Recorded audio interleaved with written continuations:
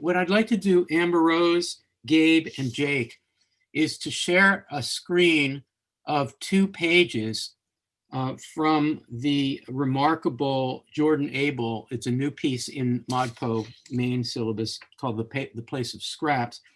And it uses erasure. And I guess I want to invite, for starters, the 3 of you to just talk about the strategy of erasure in general. You can specifically refer to the pages I'm going to show, but I'd like for, and probably more than the 3 of you, to really contemplate why erasure can be such a positive strategy rather than what might be typically or logically assumed, that it's a negative strategy, that it's an elimination, but it winds up being very creative. So here's one page. I'm going to share screen. There's one page. So this is the result of an erasure of the ethnography, the famous early 20th century Western Canadian ethnography of Marius Barbeau. There's one. And the other is here. These are the words of a page. I have seen the page, the original, and this is what's left after a certain amount of erasure. An account. Hey, Derek, would you read this one for us too? Sure, that won't take too long. An account or summary was to be carved from Alaska. Fantastic. Now, I know I showed that very quickly, and I don't expect Amber Rose, Gabe, and Jake to have very specific things, unless you have that text in front of you to say. They're generally interested in this whole thing of erasure and why it might help, why it might support Jordan Abel's project, which is to critique, among other things, the liberal, racist, liberal, and possibly well-intentioned, that's arguable, ethnography of the early 20th century. Amber Rose, what are your thoughts about erasure? I think erasure is an interesting poetic strategy because what it's doing is sort of at once making an argument and revealing something, which is that the sort of network of grammar holds together and conceals some of the power dynamics that undergird language. Right. And thinking about where we started at the beginning of, or actually thinking about Gabe's canon challenge this week, and that the subjectivity of the author is always present in the text. What erasure does is pull back some of the distractions and create a sharp way to sort of see into a text from a very particular angle. So it's highlighting very specific things in hopes that what is revealed in relationship to the original text can make a commentary about power and about what is working on sort of the lower registers, of language or of a particular text. That is just so great. I'm so glad we record these things, because that was just, I'm not going to ask you to repeat it, but I will rewatch it. It puts me in mind of the situation that you and a bunch of us are in, where we read blocks of prose, critical, theoretical prose, and sometimes it's so authoritative and so overwhelming that we take a yellow highlighter or a pen and we pick out. We're doing essentially not so much erasure as extraction of the things that mean something to us, and we wind up making a block of critical or theoretical prose, which can be very intimidating, into something that works for us. And I think erasure then turns out to be a kind of way of studying. And Ambrose, your comment suggested that a block of text, in this case, Marius Barbeau's text, which is meant to sort of overwhelm you with his authority, his ethnographic authority, has a kind of unconscious. If we can just disclose that, then the thing he didn't quite mean can be pulled out, which is a version of what you were saying. I want to turn to Gabe and Jake, but I also want to queue up Erica and Derek. And I'm going to assume that Erica and Derek, I hope it's not wrong, have done in your course of teaching innovative poetry, that you've done some erasure, either teaching erasure or using it as a tool for writing. So I'm going to turn to you about the pedagogy of erasure.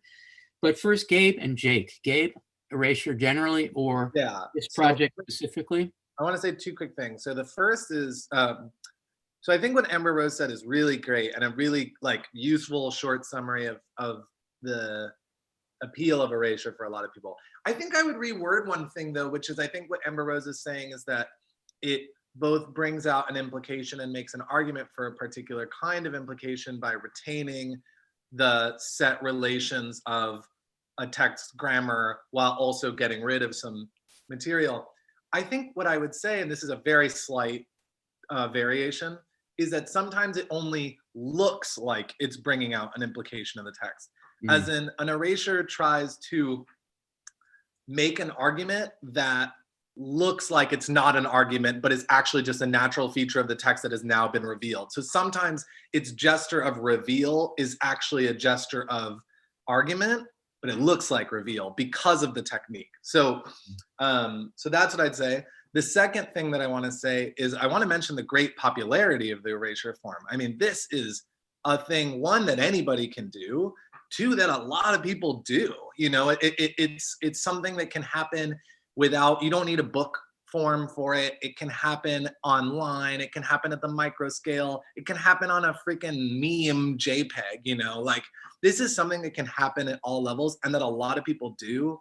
And I'd say that the erasure, especially post like 1950, has become a really popular form of experimental writing. So it feels experimental, but it's actually like, it's incredibly common. It's incredibly easy to do. And actually, I'd kind of recommend it to anybody to just try with some text that you know, want to do something to. I always think if something pisses you off, you can like kind of erase pieces of it and see what happens to it. Yeah, great. Yeah, so I want to turn to Jake, and then Anna wants to add something, and then I want to turn to Erica and Derek to talk about the pedagogy. Jake? Yeah, two quick thoughts. One is I'm remembering what my friend poet Adina Karasik said about erasure, and the way that we're talking about Canadians. Oh, true. So she talked about it as ghosts that are haunting the text. So you can erase your way down to them. So there are all these like counter narratives that are whose past lives are haunting the text. And I thought it's a lovely metaphor, just beautiful metaphor that, you know, I think goes back to what Amber Rose was saying, very much those grammar structures or whatever that Adina called ghosts. I love that. And the other thing I wanted to say is that, Gabe, I agree with you about popularity of erasure poetry, the blackout poetry. And I really enjoyed teaching it in class because this is where, you know, when students would work through poems and erase parts of them and then present, it was really kind of special to witness a sense of process that would be there at the presentation of a text, of erased down text. That I don't know. I mean, anytime a poem is presented, the process is in there, but I guess it feels a little more tangible when somebody's presenting a poem that they have erased. There's just almost like an aura of process that is there at the presentation, and to me that felt special, and that felt different and memorable. Thank you, Jake. Turn to Anna for a quick addition to this. The number is 610-616-3208. We'd love to take one more call. Anna, what's your thought? So my thought is that I totally agree with Gabe and Jake in the sort of popularity of the erasure form, and that it's like maybe feels a little bit less like fresh as an experiment. However, what I do think this particular erasure really adds is, sorry, Sylvie's having some fun on the floor over here, hanging out in her little activity area. What I do think that Jordan Abel's particular erasure really adds is a new sort of calling attention to the process of erasure in the sense of what has been erased.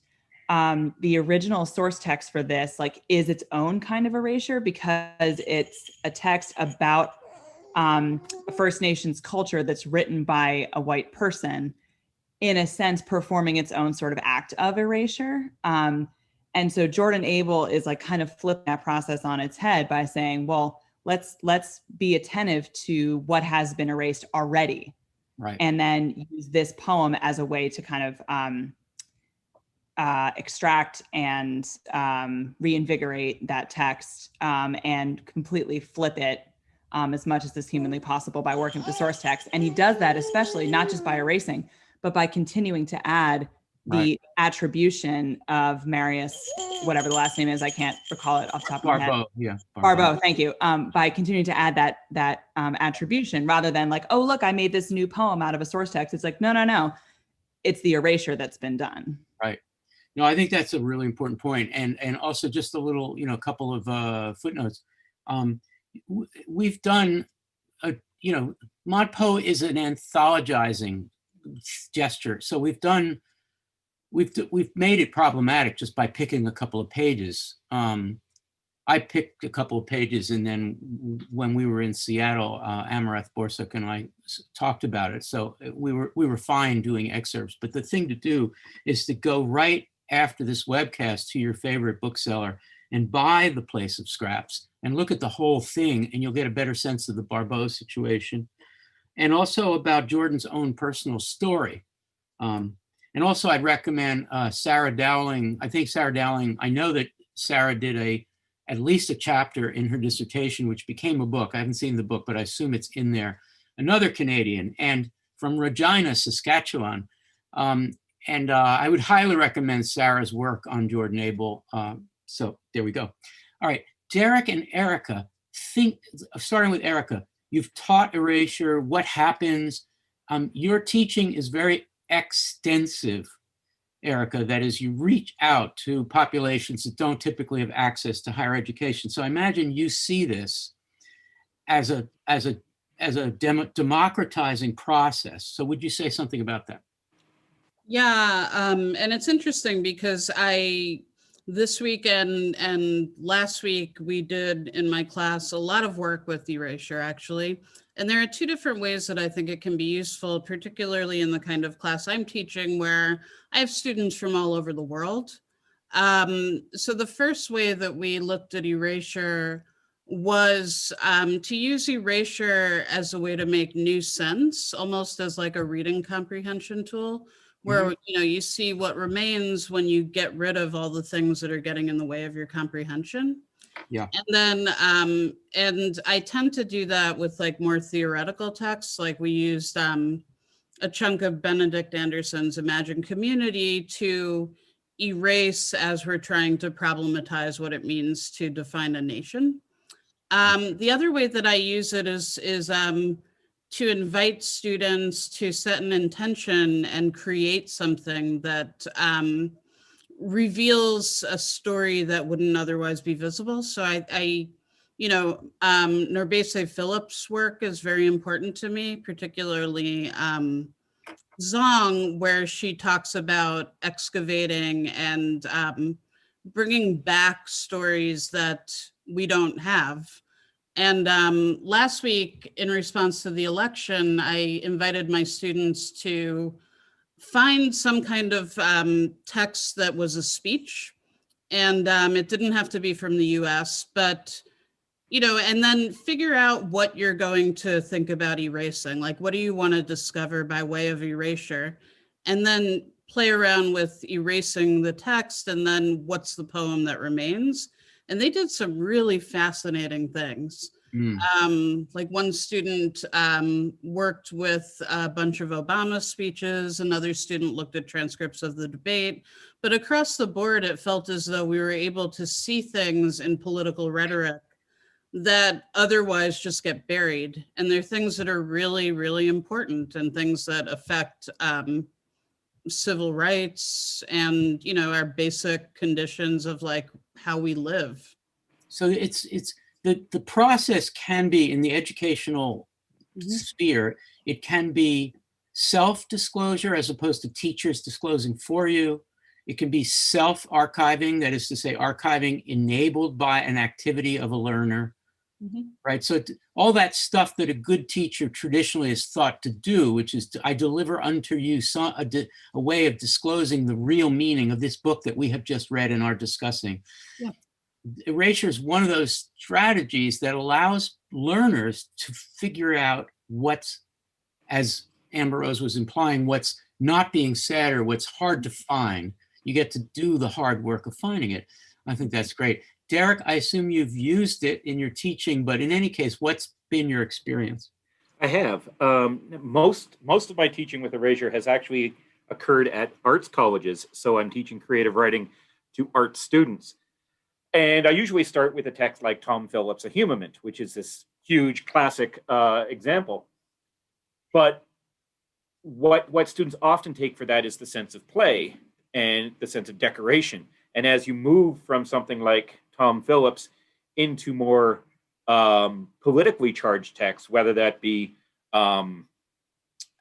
Nets by Jen Bervin, or Zong by Norbezi Phillips, or Jordan Abel's Place of Scraps, you start moving out of the newspaper blackout playfulness of like, hey, look, I found a fart joke in this newspaper, into something that's much more tangible and much more charged. You just had a fart joke? F-A-R-T? Yeah, yeah. Okay. Like you'll often see those kind of things as just as a way of like, wow, look what you can find. And as you move past that into, wait a minute, there's actually a voice here that I can assert, whether that be a feminist voice or a queer voice or a voice of color. And that's where you start seeing students, that's the aha moment, where it's not just a joke, it becomes something else. Yeah. And I find it very liberatory for students, because the act of having to create a poem, they don't have to create a poem, they just have to find it. Just walk through this text and point at the things that you think are assertive. Thank you, Derek.